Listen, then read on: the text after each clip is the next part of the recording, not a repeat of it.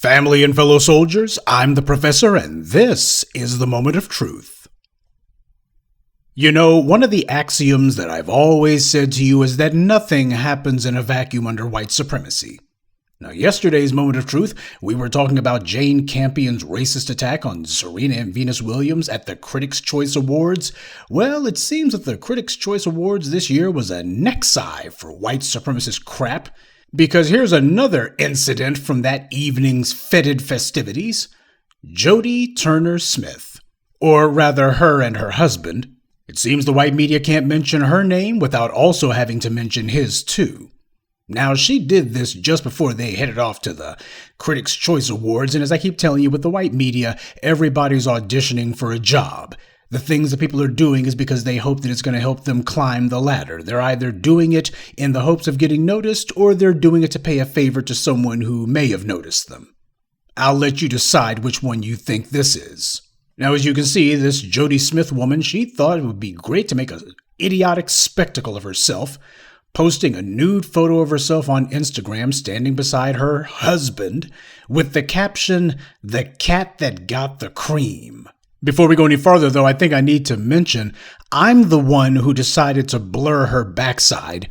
For those of you who have seen, it looks like every time that the white media mentions this photo and shows it, they don't do any sort of censoring at all. They show her bare backside. They think it's cute. They think it's hilarious. And she seems to be fine with it, too. The cat that got the cream. I'm sure for her, that's what passes for cleverness. Cream in her coffee, get it? I guess she figures that that's a clever way of telling the world that she got herself a prize. She's the cat and apparently he's the cream. She's winning is the message. Now, who looks like they're in charge here? The white husband in his suit with his hand on her rump, or the nude black woman who doesn't have a shred of clothing or dignity left? The cat that got the cream indeed. Oh, and before you ask, yes, she is an immigrant. She was born in Britain, but her folks are from Jamaica. And I know the land whales from the shea butter crowd are going to try to pretend that somehow this woman isn't looking desperate and thirsty, and that somehow this means she's the prize, even though she just got through saying she's the cat that got the cream. Because after all, she did manage to entice him into proposing to her. He was the one who pursued her. He was the one who got down on bended knee and asked for her hand in marriage. Oh, except he didn't. Yeah, Jodie Smith was the one who chased him down. She was the one who asked his hand in marriage. She was the one who wanted to take him off the market. She was the one who got down on her bended knee, and judging by her current behavior, she's going to live the rest of her life on her knees. Well, you got to give her credit for one thing. At least when she claims that she's the cat that got the cream, she was the one who had to chase him down. She had to go get it herself. And, of course, the bootlick media was always close by trying to take this and turn it into some sort of female empowerment story. They just mangle it, twist it, whatever you got to do to make it serve the narrative of intersectional swirler divester. Now, if her husband had been black, then the griot's narrative would have been, it's a shame that she had to propose to him. Why are black men so commitment phobic? Black women deserve better. Black men aren't like past generations who would have stepped right up and took her off the market, etc. That's what the narrative would have been. The white media and their bootlick auxiliaries, they are only too willing to encourage black people to make fools of themselves in public, particularly black women who they try to encourage into this kind of behavior. Remember Lizzo literally showing her behind at a basketball game? You know, I've always told you that white supremacists love their jokes. They love their cruel pranks, especially the ones that take a long time to pay off. For these white supremacists, those are the best kind. See, they don't mind if a prank takes a few days or weeks or even longer before the mark realizes that the joke was always on them. They get a sick glee from that, because the longer the joke goes on, the more emotionally invested the mark becomes in the lie that they've been living, and the more crushed that they'll be when they realize the truth. Jeffrey Katzenberg, the Hollywood mogul, I think he said it best, people in the movie business love to see you fail, and if you die in the process, that makes it even better. Well, he ought to know, especially considering that he's one of the men who runs the white media. Deceiving people into destroying themselves is part of what the white media does. Though, as this Jodie woman is proving, there are some folks who don't require much deceiving. This is some slave play crap here. And the white media and the shea butter bootlicks, they're trying to tell us that this is some true love stuff. I mean, how warped, how demented do you have to be in your mentality to try that with this? Well, if this is just true love, then tell me something.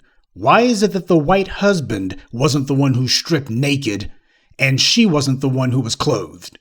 If this was merely an expression of love on her part, then shouldn't it be good enough for him to say, you know what, sweetie, you keep your clothes on. I'm going to show the world my hairy backside, and I have no problem with it because this is an expression of how much I love my wife. You have not seen something like that happen, and you're not going to. Since ancient times, it's always been a practice of any dominant society to take the people who are the underclass, the ones who they are oppressing, and make them run around naked. It's been something they've been doing since ancient times, and it was standard practice in the antebellum South. During slavery, these old plantation owners, these perverts in their big houses, they always made it a point to have black women and black men running around naked, especially if they had some sort of formal event. The racial overtones here are galling and blatant, and that's the entire point. The white media can try to celebrate it as much as they want, and the bootlicks can try to sanitize it as much as they want. It doesn't change what this is. The zaddy worshippers are suicidal. They can make excuses for anything. After Dylan Roof murdered 8 black grandmothers, 8 black women in a church, the zaddy butt kissers were immediately online saying that black women shouldn't let a mere mass murder come between them and their zaddy. See, Negroes understand what white power wants from them. For 500 years, it's been drilled into us what kind of bowing, scraping, shucking, and jiving that we should do. We have to be subservient to the point of suicide. And these bootlicking clowns know it. They know the game, and they'll gladly play it. They've got some kind of informal competition going amongst themselves to see who can put on the most asinine display, who can kiss the most white supremacist behinds the most, who's willing to degrade themselves the most. In their twisted minds, if their stupid exhibitionism leads to them getting some attention or even hopefully a job, well, better yet, if they can get regular interracial sexual access, then they'll sell their souls for that. There's no low that's too low for them to stoop to. They'll stand there buck naked on a terrace while Zaddy looks at her like his favorite hound dog, then she'll post this for the world to see, and in her mind, it doesn't matter because she tells herself that she's winning. No matter what lies the shea butter bootlicks try to tell themselves, they know exactly what this is, and that's part of the reason why they're so angry about people who are calling it out. This looks exactly like what it is. This is not an image of a king with his queen. This is an image of a master with his slave. And this is dangerous because the message that this keeps sending whenever the white media keeps putting out this steady drumbeat of stories and images like this, the narrative is that black women are uninhibited oversexed freaks, they can't keep their clothes on, and they're not worthy of respect. Trash like Juju Chang and Michelle Malkin, they're fighting like crazy to get a convicted mass rapist, Daniel Holtzclaw, who violated dozens of black women, out of prison based on precisely that racist narrative. So it is not some victimless crime when you got these idiots online calling themselves defending this crap. They're not misguided or mistaken. They are cheerleading the white media narrative that makes targets out of black women. And while I could care less about Jodie Jemima or her zaddy, what I do care about is that the white media has been keeping up a steady drumbeat of these kind of images. Every time we look up, the white media is presenting us with some new image of a black woman who's either half naked, as in the case of Niecy Nash, or completely naked like this Jodie Smith character. The same people who want to show out on Twitter and say, look at these rappers, they got black women running around wearing butt floss. They're doing that to show out for their white liberal pals. Look, I'm taking the fight to black people. I'm pointing the finger. You black men in particular need to clean up their act. Okay, fair enough. I'm not going to be out here saying that if somebody's got nothing but string between their cheeks and showing it on camera, that that's a great thing. That's fine. But what I also expect is that if you have the white media celebrating an image of a black woman being shown completely and thoroughly naked, why the world are you not up in arms about that? How can a woman wearing butt floss in a rap video be wrong, but a black woman wearing absolutely nothing at all, standing on a balcony in front of the whole world with her white husband presenting her that way? How the hell can that be right? Make it make sense. These zaddy worshippers, they would just be better off admitting that they want a Caucasian husband at all costs, and they don't care how much they have to degrade themselves. At least that would be honest. But these repeated, pathetic, asinine attempts to try to pretend that what is clear and open degradation is somehow love, that you're not fooling anyone. Some Negroes long ago decided to retreat into a fantasy world, and they demand that the rest of us join them there, and they can't understand why we won't.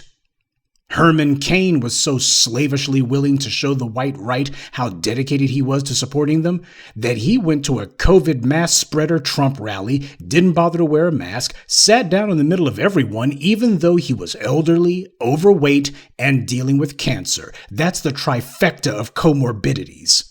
And a few weeks later, Herman Cain died of COVID.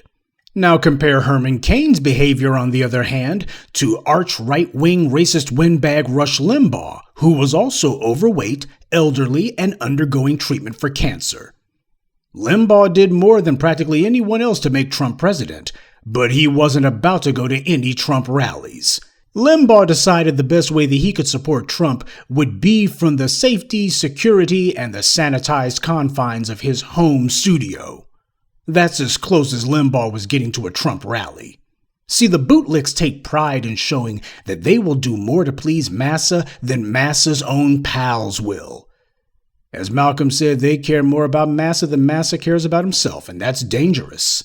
Because someone who thinks nothing of degrading themselves or throwing away their own life just to please Massa, that person will also think less than nothing of throwing away your life or my life just to get a pat on the head. And by the way, for the shea butter bootlicks or some of the other morons who just want to argue for the sake of arguing and saying, well, this really ain't no big deal, that's two lies for the price of one. You show me any time that the white media has celebrated and lauded a white woman for standing in public buck naked while a non-white husband has his hand on her rump. Hell, can you find a time when a white woman's been standing naked in public and even a white man's had his hand on her behind? The white media treats that as some sort of issue to celebrate. So for the morons who want to try to argue the point, you don't have a point. You cannot equate some tattoo or some blonde beach bimbo standing next to a black man to this. It ain't the same. You cannot equate a tattoo or some public display of affection to the image of a woman standing totally naked like a slave at auction while her zaddy is fully clothed and looking at her like his favorite possession. But we know what the problem is. A lot of lurkers and losers hang out around these parts, and they're fully willing to engage in gutter sex for interracial sexual access. And when they see images like this, they don't see the degradation. All they see is something that they envy. Oh, so that's what I have to do to get close to them. I'll do that. And then these same shea butter bootlicks will pretend to care about black women whenever they ask, why is it that Breonna Taylor's murderers are not in prison? Or Tatiana Jefferson's? Or Sandra Bland's? Too many times these white supremacists will harm or even murder black people, and on cue, many of them will drag out their conveniently placed black gal pal and say, hey, what I did, that killing that black person, it wasn't racial. Why? My black girlfriend's going to vouch for me. Some of these people who you see making excuses for this Jodie Smith character's stunt, these are the same kind of people, and let's be honest here. If Dylan Roof had a black girlfriend, you'd have some of these shea butter clowns who would not only be sticking up for him, they'd probably be writing him letters in prison and even trying to get him out. Dr. John Henry Clark said it best. The white media's mission is to control images, because if they can control how you see yourself, they can control what you do about yourself. If past history is any indication, while this Smith woman is bragging about cats and cream, she might also want to keep in mind another old saying, one about cats and curiosity, because that expression is far more appropriate to her situation. Good day, and be one. I'd like to take a moment to mention some of our contributors: Sandra Bates, Earl Jackson, Vashon Hurst, Aisha Mwamba, and Quincy X. Salute to them and thank you to everyone for listening, liking, and sharing this message. Black empowerment only exists because of you.